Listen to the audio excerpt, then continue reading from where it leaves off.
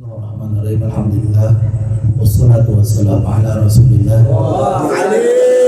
Sayyidina Muhammad ibn Abdillah wa ala alihi wa sahbihi wa man wala wa la hawla wa la quwwata illa billah.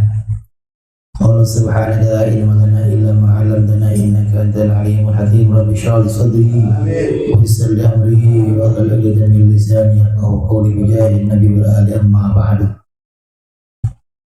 Alhamdulillah, kita panjatkan kepada Allah Subhanahu wa taala atas segala limpahan nikmat, rahmat serta anugerah yang Allah berikan. Nikmat sehat walafiat, panjang umur serta nikmat iman wal Islam. Mudah-mudahan dengan nikmat yang Allah berikan ini kita senantiasa bisa menjaganya, bisa mensyukurinya hingga nanti ajal kita menjemput. Salawat dan salam senantiasa kita curahkan kepada baginda Rasulullah sallallahu alaihi wasallam, serta keluarganya, para sahabatnya, dzurriyyahnya. Kita berharap kelak di yaumil qiyamah mendapatkan syafaatnya beliau, amin ya rabbal alamin. Kita lanjutkan bagian 3 pada minggu lalu, masuk ke dalam bab yang kedua, itu terkait tentang ada 55 mau'izah di sini. Bismillahirrahmanirrahim. Qala wasannif rahimahullah ta'ala nafa'ana Allah bihi wa bi 'ulumihi fid dharain. Ila qawlihi al-bab al-thalathi. Al-madharatul ula ruwiya an-nabiy sallallahu alaihi wasallam annahu qala man asbaha wa huwa yashku dhiqal ma'ash فكأنما يشكو ربه ومن أصبح لأمور الدنيا حزينا فقد أصبح ساخطا على الله ومن تواضع لغني لغناه فقد ذهب ثلث دينه. Nama yang pertama diriwayatkan dari Nabi Sallallahu Alaihi Wasallam.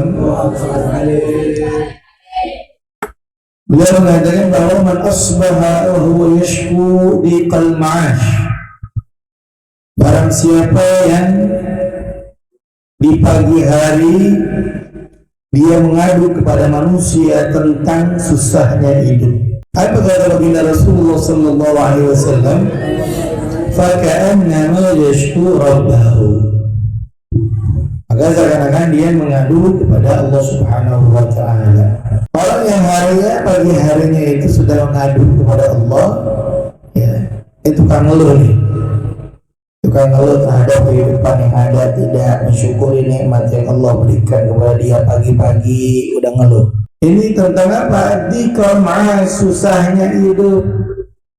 Dia ngadu, ya Allah hidup gini amat, jangankan yang halal, yang haram aja susah. Ya, ini kata mereka orang-orang yang tidak punya iman kepada Allah Subhanahu wa taala. Jadi dia ngadu dia kepada manusia. Fakaan nama yashkur rabbah, dia seakan-akan ngadu itu seperti apa? Ngadu kepada Allah Subhanahu wa taala. Dan sedangkan Imam Nawawi mengatakan, syarah mengatakan wasyikayatu la taliqu illa ilallah. Dan pengaduan itu, ngeluhnya kita itu nggak pantas, nggak cocok kecuali kepada Allah Subhanahu wa taala. Jangan ngeluh di sosial media, jangan ngeluh di status, jangan ngeluh ya kepada siapapun tentang bagaimana susahnya hidup kita. Biar keluhan itu kita adukan kepada Allah Subhanahu wa taala. Karena kata Syekh Nawawi, nggak pantas, nggak cocok aduan itu, kita ngadu itu kecuali pada Allah Subhanahu wa taala. Karena yang ngasih solusi, yang ngasih jalan keluar, yang ngasih segala kemudahan itu adalah Allah Subhanahu wa taala. Manusia hanyalah sebagai wasilah, perantara. Dikatakan oleh Syekh Nawawi, amma syikayatul ila nas fa hiya min alamati 'adamir ridha bi qismatillah. Jadi kalau kita ngadu kepada manusia, kata Syekh Nawawi nih, apa? Itu adalah salah satu tanda daripada tanda-tanda kita enggak ridho dengan Allah Subhanahu wa Ta'ala. Jadi kalau kita ngadu ke manusia tentang susahnya hidup, kita ngadu di sosial media tentang susahnya hidup, tentang banyaknya utang, tentang susahnya rezeki, tentang sempitnya hidup, ya. Maka kata Syekh Nawawi Al-Bantani apa? Itu adalah tanda-tanda kita enggak ridho kepada Allah Subhanahu wa Ta'ala. Walladzi li ghairik lam yasil ilaik walladzi qasilak hasilun ladaik. Kata Imam Haddad Al-Habib Abdullah bin Alawi Haddad mengatakan apa? Walladzi li ghairik, yang bukan nikmat kita, yang bukan bagian kita, lam yasil ilaik, nggak bakalan sampai walaupun kita usahakan. Bukan rezekinya nggak bakalan sampai walaupun terus kita upayakan. Walladzi yusim laka hasilun ladaik, yang udah menjadi rezeki kita, ketentuan buat kita ini akan kita dapatkan walaupun ya cara mencarinya tidak seperti orang-orang yang lainnya. Cara mencarinya tidak seperti orang-orang pada umumnya. Maka dengan adanya rezeki yang Allah berikan sama kita, tugas kita hanya satu, apa itu? Syukur pada nikmat Allah. Kemudian apa kata beliau? Wa man asbaha li umuri dunya haziran faqad asbaha sakhitan 'ala Allah. Barang siapa yang pagi harinya dia sedih terhadap kehidupan dunia, urusan dunia, maka apa kata Rasulullah? Faqad asbaha sakhitan 'ala Allah. Maka dia telah ya membuat atau mendapatkan murka dari Allah Subhanahu wa Ta'ala. Jadi kalau dia pagi-pagi jangan sedih karena dunia, sedih kita nggak bisa bangun malam, sedih karena kita nggak bisa tahajud, sedih kita nggak bisa sholat berjamaah, sedih karena kita nggak bisa sholat qabliyah subuh, sedih kita belum bisa baca Quran ba'da subuh, sedih kita baca istighfar, ingat dosa-dosa kita. Jangan pagi-pagi udah cemberut tentang dunia, pagi-pagi udah pusing sama urusan dunia, pagi-pagi udah sedih karena urusan dunia. Kata beliau apa? Maka seakan-akan kita telah menjadi orang yang mendapatkan atau mengundang murkanya Allah Subhanahu wa Ta'ala. Jadi orang yang pagi-pagi udah sedih gara-gara urusan dunia ini mendapatkan murka dari Allah. Makanya ada di sini satu riwayat ya, di mana ini pernah dibaca oleh Nabi Allah Musa alaihissalam ketika melewati apa? Melewati lautan. Artinya apa kok bisa harus dibaca atau perlu kita baca? Yang namanya lautan waktu itu posisinya Nabi Allah Musa lagi dalam keadaan terpepet, dalam keadaan terpojok. Beliau dikejar oleh siapa? Fir'aun. Dikejar oleh Fir'aun, kemudian Allah perintahkan untuk membelah lautan dengan tongkatnya, maka terbelahlah. Nah, di situ ketika menyeberangi lautan tersebutlah ada doa, ada yang dibaca oleh Nabi Allah Musa alaihissalam. Ya, biar selamat dari kejaran apa?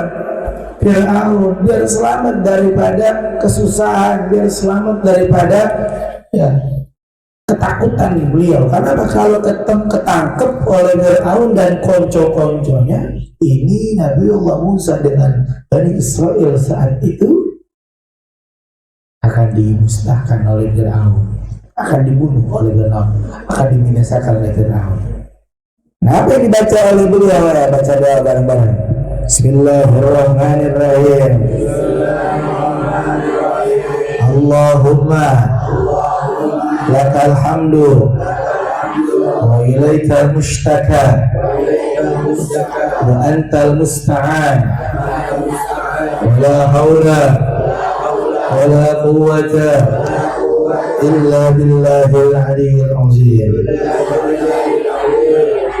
Ya Allah, dalam bagimu pujian, wa ilaikal mushtaka, kepadamu tempat mengadu, wa antal musta'an, dan engkau adalah tempat minta pertolongan, dan tiada daya dan upaya kecuali Allah Subhanahu wa Ta'ala yang Maha Agung.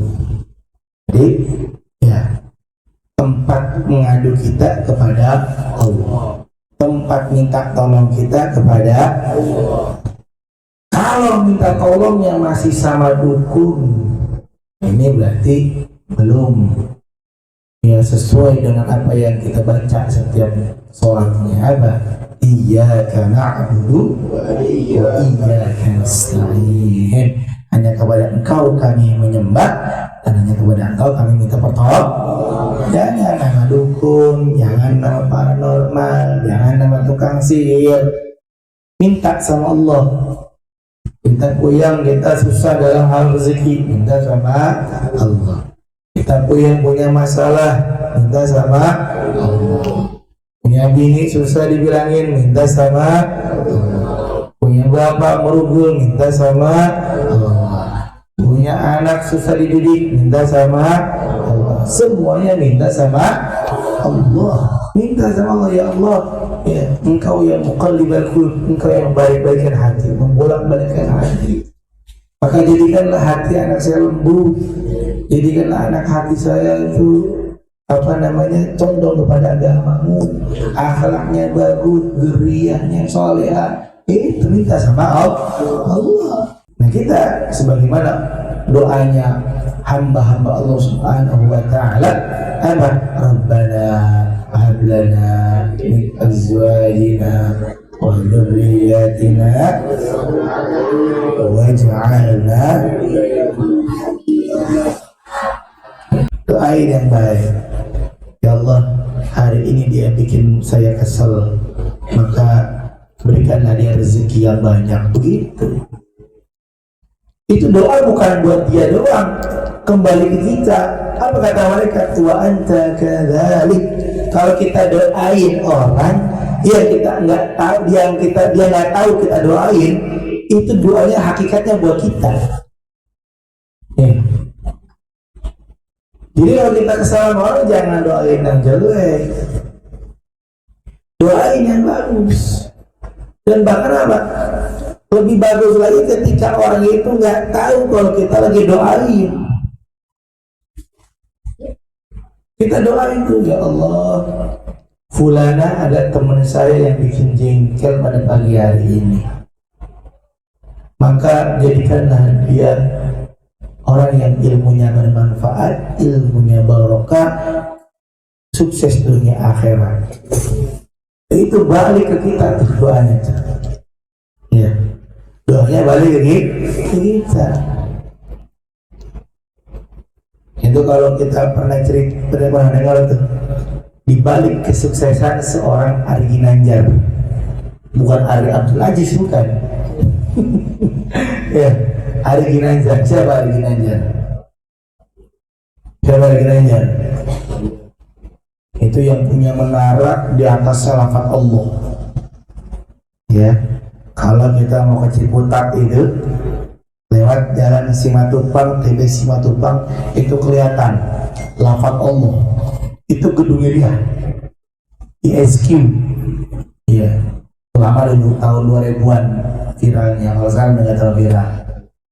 Tahun 2010-an viral itu. Ya, beliau itu apa? Bisa sukses seperti itu, kata dia, kuncinya dia doain semua orang yang dia lihat. Dia melihat tukang ojek, motor yang butut, ya Allah, kasih dia motor yang bagus sehingga ojeknya lebih enak lagi, nggak bakalan mogok. Dia melihat ada orang yang di pinggir jalan minta dari, ya Allah, kasih dia rezeki yang melimpah, mudah-mudahan biar dia nanti bisa menafkahi anak cucunya sekolah. Lihat orang yang ya ngamen di pinggir jalan, ya Allah, jadikan dia penyanyi yang profesional, bisa dengan suaranya membiayai anak istrinya. Didoain semua sama dia. Ya. Makanya dia jadi orang susah. Itu ditulis sama dia tuh di buku ya tuh. Ya. Dimana kunci suksesnya adalah mendoakan orang lain, yang mana doa itu akan balik kepada kita. Apalagi orang yang kita doain nggak tahu. Orang kita doain nggak tahu tuh. Kita doain jelek apa baik sama dia. Kita doain yang baik, maka kebaikan itu balik kepada kita. Ya. Nah, ini yang penting ini. Jadi ini hal penting yang perlu kita terapkan. Jangan pernah ngedoain jelek ke orang lain, jangan pernah suzon sama orang lain, jangan pernah menganggap rendah orang lain. Doain mereka. Kita kalau lewat tempat-tempat yang kurang bagus, jangan hina mereka dengan kemaksiatannya. Doain, ya Allah, berikanlah mereka hidayah. Mereka adalah umatnya Rasulullah. Berikan mereka hidayah biar suatu ketika mereka bisa menafkahi anak cucu mereka dengan harta yang halal. Itu lewat di depan orang yang lagi maksiat, ya Allah, ini adalah umatnya Rasulullah. Hari ini dia bermaksiat, dia belum tahu hukumnya, ya Allah, belum tahu akibatnya, berikanlah dia hidayah. Itu doanya ke kita, bukan ke dia doang, ke kita nyampe juga. Jadi justru itu balik ke kita. Makanya perlu ada doa-doa yang baik, jangan hal-hal yang baik-baik doang yang kita minta. Yang buat kita doang kita doain. Dari hal-hal yang mungkin bisa jadi ya nggak enakin buat kita, itu lebih bagus di situ doa yang baik, sehingga doa yang baik tersebut kembali kepada diri kita sendiri nanti. Insya Allah. Waman tawaddu ala ghaniyyin, sapa wong sing tawadu, siapa yang tawadu li ghaniyyin pada wong sugih. Apa wong sugih? Kaya. Lirinahu, karena kekayaannya. Faqad dhahaba thulutha dini, maka telah seakan-akan telah hilang sepertiga agamanya. Jadi kita ini hormat sama orang boleh, takzim sama lebih tua boleh, bahkan dianjurkan. Kita sama dia cium tangan itu buat apa? Ya, nggak usah cium tangan kepada orang yang lebih tua, nggak usah cium tangan kepada guru, nggak usah cium tangan kepada orang yang alim, orang yang soleh, nggak usah, kata dia. Kenapa nggak usah? Ya, karena di Arab Saudi sana, di Timur Tengah, nggak ada syekh yang dicium tangannya, kata dia. Madinah nggak ada dicium tangannya. Di Mekah nggak ada saya dicium tangannya. Ya. Hati-hati dengan konten begini. Yang nggak ngerti bawa. Ya. Karena apa? Karena nggak boleh kita menyembah manusia. Menyembah itu sama hormat beda. Kita sama Allah hormat apa nyembah? Nyembah. Nyembah itu tidak menyekutukan dia dengan siapapun. Makanya iya karena na'budu. Kalau di dalam ilmu nahwu itu, ilmu gramatika bahasa Arab itu, iya itu iya kan hanya kepada engkau, nggak ada yang lain. Jadi kalau iya kan only you, ya, apa only you? Hanya engkau satu-satunya. Only you in my life, kan gitu. Ya, hanya engkau di dalam hidupku. Makanya iya ta'budu hanya Allah, hanya kepada engkau ya Allah kami menyembah, nggak ada Tuhan lagi. Ya. Nggak ada siapa-siapa lagi. Itu nyembah tuh, istilah nyembah. Hormat beda. Kita sama guru hormat, sama orang tua hormat, sama yang lebih tua hormat. Berarti kan banyak. Berarti itu bukan nyembah, itu hormat. Ya. Ini hati-hati bedain itu. Ya. Maka apa dijawab oleh Imam Nawawi di dalam satu kitab. Ya. Bahwa apa kata beliau? Takbilu yadir rajul, mencium tangan seseorang karena kesolehannya, karena ilmunya, karena kewaraannya, karena kezuhudannya. La yukrah, nggak laku, bal mustahabun, bahkan itu adalah sunnah. Jadi kita nyium tangan ulama, nyium tangan habib, nyium tangan ustaz, nyium tangan kiai, itu sunnah. Yang ngomong Imam Nawawi, kalau di Instagram yang ngomong cuma bocah kemarin, baru bacanya satu kitab. Ya, baru baca satu kitab, belum baca kitab yang lain, udah bilang apa? Wah, cium tangan itu nyembah tuh. Nyembah dari mana, Pak Ul? Iya. Nah, ini banyak konten-konten di Instagram, video-video di Instagram yang kadang-kadang menjauhkan kita dari ajaran para ulama. Baik-baik. Kemudian kalau kita cium tangan dengan orang yang karena hartanya, kita hormat dia karena jabatannya, kita hormat kepada dia karena dunianya, maka kata ulama itu adalah sesuatu yang makruh hukumnya. Bal syadidul karahah, sangat makruh. Ini makruhnya makruh parah. Ya, kalau cium tangan ke ulama itu sunnah. Cium tangan ke orang kaya karena kekayaannya, cium tangan ke pejabat karena jabatannya, ya, cium tangan kepada ahlul dunia karena dunia yang dimilikinya. Ini kata Syinawa'i, kata Imam Nawawi, hukumnya makruh. Disyadidul karahah, makruhnya parah, ya, makruhnya makin parah, ya.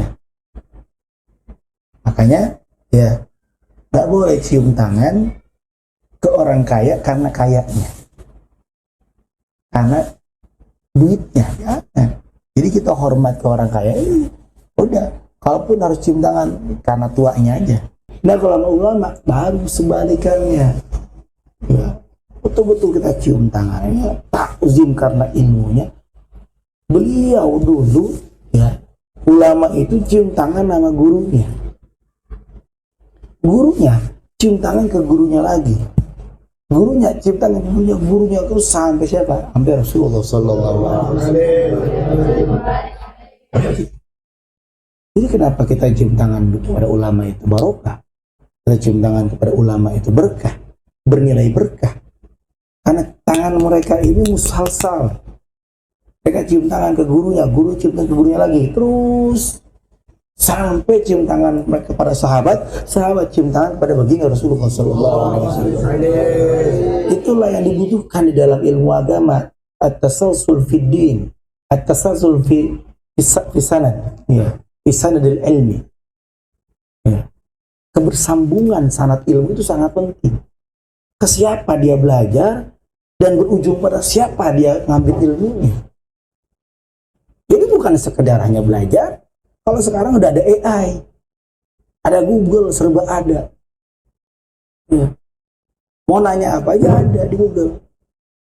Mau nanya apa aja bisa di AI. Tapi apakah AI itu bisa dipertanggungjawabkan? Sanadnya kemana dia? Walaupun itu misalkan terujukan ke referensi buku-buku, apakah sudah pasti itu akan menjadi satu referensi? Apakah bisa menjadi itu ilmu yang barokah yang nyambung sama kita? Enggak. Nah, sekarang di mana-mana kan pengajian banyak yang online. Ya, itu adalah hanya sebagai apa? Sebagai wasilah untuk dokumentasi, mengulang kembali apa yang pernah disampaikan oleh para ulama. Yang ngaji, namanya ngaji datang. Ya. Apa namanya? Al-wajah bil wajah, al-ain bil ain. Tatapan, pandangan, talaqi kepada guru. Itu yang kita butuhkan. Jadi bukan sekedar online, bukan sekedar, ya memang gak masalah kita ngaji online juga, tapi lebih afdal apa? Datang kita hadir di majelis ilmu, dapat rahmat, dapat berkah. Insyaallah turun rahmatnya Allah, dapat ampunan Allah Subhanahu wa taala. Itu. Jadi kembali ke al-bahwa ketika menghormati seseorang karena dunianya ini makruh hukumnya. Maka dikatakan di sini, orang yang tawadu kepada orang kaya, tawadu, ya, merendahkan dirinya di hadapan orang kaya karena kekayaannya. Apa kata beliau? Faqad dhahaba thulutha dini, telah pergi sepertiga agamanya. Artinya imannya tidak sempurna. Karena seakan-akan ya dia adalah orang yang mulia. Giliran ke ulama kagak.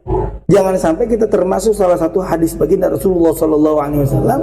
Beliau mengatakan apa? Saya zamanun ala ummati yafirruna 'anil ulama wal fuqaha. Udah kita bahas di awal kitab Nasrul Ibad, udah dijelasin. Akan datang satu zaman orang bakal lari dari ulama, nggak mau dengerin ulama, nggak mau dengerin ustadznya, nggak mau dengerin gurunya, nggak mau dengerin ceramah nasihat gurunya, nggak mau dengerin nasihat gurunya, nggak mau dia. Ya, hadir bas li ajli julus wa li ajli hudur, wa la tafakkar wa la tadabbar.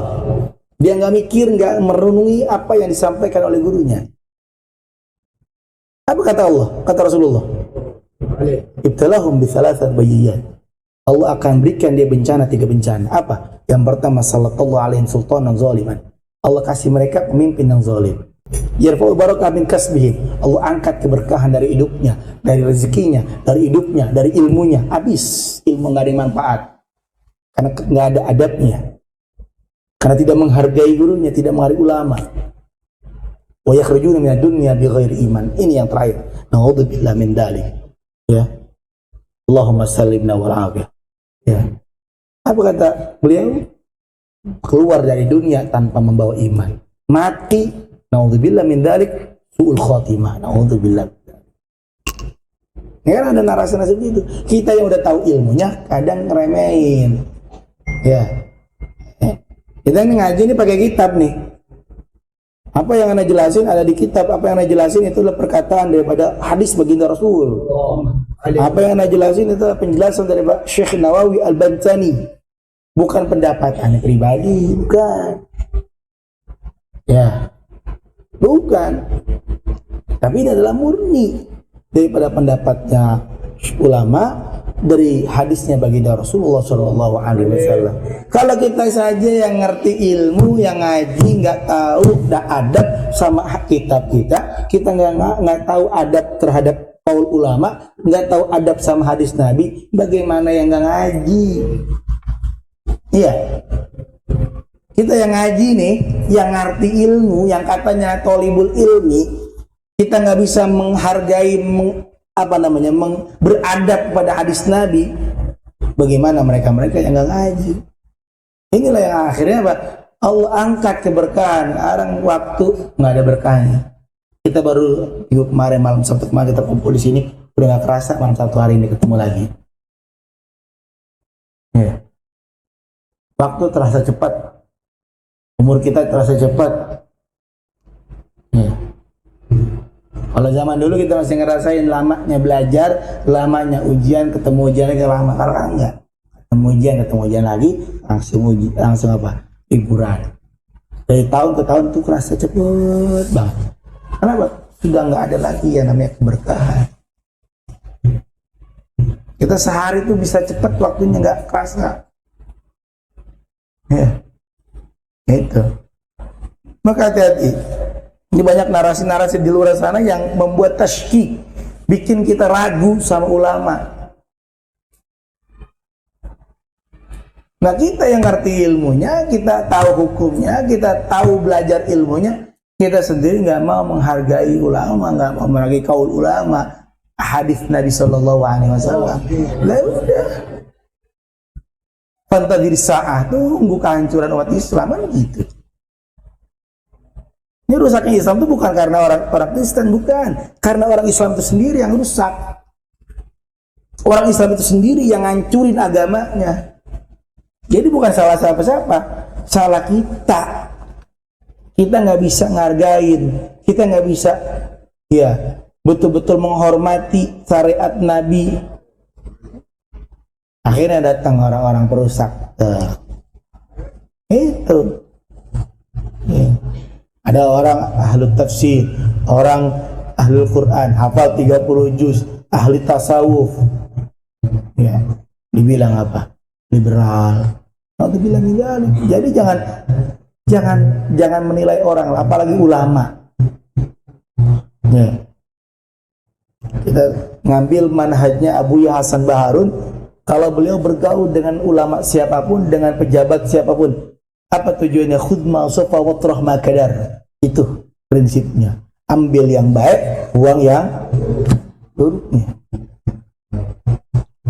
Ada ulama kurang bagus akhlaknya, ya jangan ditiru akhlaknya.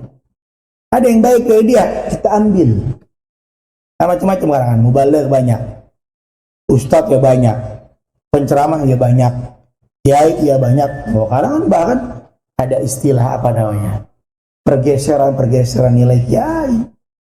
Kalau dulu kiai adalah orang-orang yang apa namanya? Alim di bidangnya, mutafannin fi ulumid diniyah. Kalau sekarang enggak, siapapun bisa dipanggil kiai, panggil buya. Upaya-upaya tasyik ini ada orang-orang munafikun yang jangan sampai kita sendiri juga terbawa. Jangan sampai kita juga sebagai pelakunya. Ya. Kita yang ngerti, kudu kita yang menjadi penjelas dan kita yang mengamalkan. Jangan kita justru yang tidak mengamalkan, justru kita yang melanggar, justru kita yang kita menghinakan. Alhamdulillah, ya. Jangan sampai lah. Makanya mudah-mudahan ya, ini adalah satu upaya kita ngaji begini, adalah upaya untuk memperbaiki diri semakin baik lagi, mengenal syariat-syariat Allah. Ini kitab Nasul Ribat ini adalah tasawuf. Kalau ente fikih belajar di sekolah, ada belajar di gurunya masing-masing. Ya. Karena fikih tanpa tasawuf jomplang. Nggak ada adab di situ akhirnya nanti. Ya. Maka ini adalah kitab tentang tasawuf, bagaimana pesan-pesan dari hadis baginda Rasulullah SAW. Begitu juga disyarahkan, dijelaskan oleh Syekh Nawawi Al-Bantani. Ya, kita cuma baca. Dan ini adalah faedah yang buat anak yang baca, buat ente juga yang mendengar. Jadi tidak ada di sini menasehati, nggak ada. Semua nastafid, kulluna nastafid. Kita semua ini ngambil faedah. Ya, al-qari was-sami. Orang yang baca dan orang yang mendengar. Jadi nggak ada. Ya, nggak ada yang soh, nggak ada. Ya, nggak ada yang ngasih nasihat. Yang ngasih nasihat adalah hadis. Yang ngasih nasihat adalah Syekh Nawawi Al-Bantani. Kita adalah orang yang mendapatkan nasihat dari beliau-beliau dan kita yang mengambil faedah dari beliau semuanya. Mudah-mudahan ini menjadi satu keberkahan untuk kita semuanya, baik itu berkah di dunia wal akhirah, dimudahkan seluruh urusan kita, dimudahkan rezeki kita, dimudahkan oleh Allah Subhanahu wa taala, segala hajat-hajat kita dikabulkan oleh Allah Subhanahu wa taala. Amin. Ya rabbal alamin. Al-Fatihah.